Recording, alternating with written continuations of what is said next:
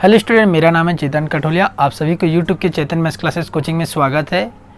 तो आज का हमारा टॉपिक है बहुत ही मज़ेदार है।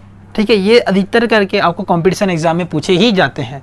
ठीक है, तो कंपटीशन एग्ज़ाम में आपका सबसे महत्वपूर्ण होता है मैथमेटिक्स का सिंप्लीफिकेशन। मैथमेटिक्स के बारे में पढ़ रहे हैं और भी सिंप्लीफिकेशन में क्या होता है? सरलीकरण। सरलीकरण मतलब ये कि अगर आपको कोई कठिन अंक दे दिया जाए तो उसको आप कैसे सरल करके बना सकते हो कुछ ही सेकंड में। ठीक है, तो उसी का मतलब होता है सरलीकरण, मतलब सरल करना। ठीक है, तो सरल करने से पहले अभी हम लोग क्या करेंगे, क्वेश्चन को समझते हैं। ठीक है, आपका यहाँ पे क्या दिया है? करनी के ऊपर फिर करनी, फिर करनी के ऊपर फिर करनी। तो इस टाइप के सवाल को कैसे बनाए जाते हैं उसके कॉन्सेप्ट के आधार पे बताऊंगा। पहले तो हम लोग क्वेश्चन को समझते हैं कि देखो करनी 6 धन करनी 6 दिया है, और ऐसी टाइप का तो धन वाला भी दिया और नेगेटिव वाला भी दिया है कि अगर करनी 10 में -10 है, करनी 10 माइनस 110 करनी मतलब 110 माइनस आपका माइनस में दिया रहे तो क्या करना चाहिए। ठीक है, तो सबसे पहले अपन लोग कॉन्सेप्ट तक समझते हैं। पहला क्या करना है? गुणनखंड करना है। तो सबसे पहले गुणनखंड का मतलब ये होता है कि जैसे कि मेरे पास कोई वैल्यू है जिसका मेरे को ये 10 है, तो इस 10 का मेरे को गुणनखंड मतलब इस 10 को मैं क्या लिख सकता हूँ? 2 गुना 5 लिख सकता हूँ। तो इसी क्या बोलते हैं? गुणनखंड बोलेंगे। ठीक है, और सेकंड चीज़ है अगर पॉजिटिव हो तब गुणनखंड का बड़ा अंक लेंगे। ठीक है, अगर पॉजिटिव हो मतलब इस सब के बीच में क्या हो? पॉजिटिव हो तो हम लोग कौन सा अंक लेंगे? बड़ा अंक। तो इन दोनों में देखा जाए जब गुणनखंड का कौन सा अंक लेना बोल रहा है, अगर धन हो तो बड़ा, तो हमारे पास बड़ा के रूप में कौन सा है? 5 अंक है। और अगर वही नेगेटिव हो मतलब जैसे कि यहाँ पे नेगेटिव आ गया है तो इस टाइप से क्या उदाहरण की तरफ पे समझा रहा हूँ, तो उसका छोटा अंक लेना है तो ये वाला अपन ले लेंगे छोटा अंक के रूप में। ठीक है, तो होगा आपका छोटा अंक। ठीक, अब चलो समझते हैं इस क्वेश्चन को। तो सबसे पहली बात है कि पहले स्टेप में क्या बोला है? का गुणनखंड करना है। तो गुणनखंड मतलब तो इसका मैं जब गुणनखंड करूंगा तो क्या मिलेगा? 2 गुना 3 मिलेगा। और सब में देखो क्या धन चिन्ह है, और जब धन चिन्ह होता है तो कौन सा अंक लगता है? बड़ा अंक। तो जो और यहाँ पे बोला अगर पॉजिटिव हो तब गुणनखंड का बड़ा अंक लेंगे।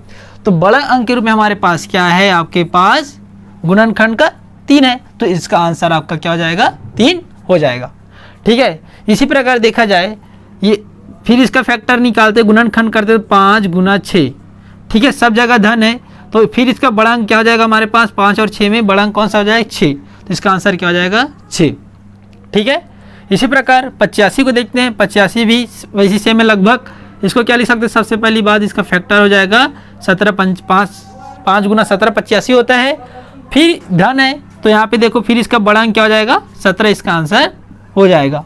ओके, इसी प्रकार अगर आपके पास ऋणात्मक हो, ये तो सेम रहेगा, गुणनखंड करेंगे, लेकिन आपको जो तीसरा सिचुएशन है अगर आपके पास माइनस है इस जगह पे, इस स्थान पे अगर माइनस हो, नेगेटिव हो, तब गुणनखंड का छोटा अंक लेंगे। समझाता हूँ। ठीक है, जैसे कि मेरे पास 110 है तो 110 का गुणनखंड क्या होता है? 10 गुना 11। क्या होता है? 10 गुना 11। तो जब 10 गुना 11 होगा, और सीधी बात है यहाँ पे नेगेटिव बोला है, और नेगेटिव के लिए क्या कौन सा अंक लेना बोलते हैं? इन दोनों में से छोटा अंक। तो छोटा अंक 11 और 10 में कौन सा है? तो ये वाला अपना छोटा अंक है। तो 10 हमारे क्या हो जाएगा? आंसर हो जाएगा। ठीक है, इसी प्रकार 5वां क्वेश्चन देखते हैं। 5वां क्वेश्चन आपका है ये भी सेम इसी टाइप से। तो सबसे पहली बात 8 या 72 होता है। फिर इसका छोटा अंक लेंगे क्योंकि यहाँ पे माइनस है, तो इसका आंसर क्या हो जाएगा? 8 इसका आंसर हो जाएगा। ओके, तो ये चीज़ आपको समझ में आ गया होगा। इसी टाइप से आपका क्वेश्चन आए तो बनना चाहिए। ठीक है, इसी के आधार पे आपको क्वेश्चन पूछा ही जाता है और मोस्ट IMP क्वेश्चन है, इसको हर साल पूछा ही गया है।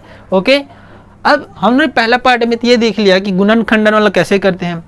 अब हम लोग देखेंगे सेकंड पार्ट में कि बिना गुणनखंडन वाला कैसे करते हैं। जैसे कि हमारे पास करनी 17 धन करनी 17 धन करनी 17 के रूप में हो तो इस टाइप के सवाल को कैसे बनाया जा सकता है। ओके, तो मैं आपको बताऊंगा अगले वीडियो में कि इस टाइप का क्वेश्चन कैसे बनता है। ओके।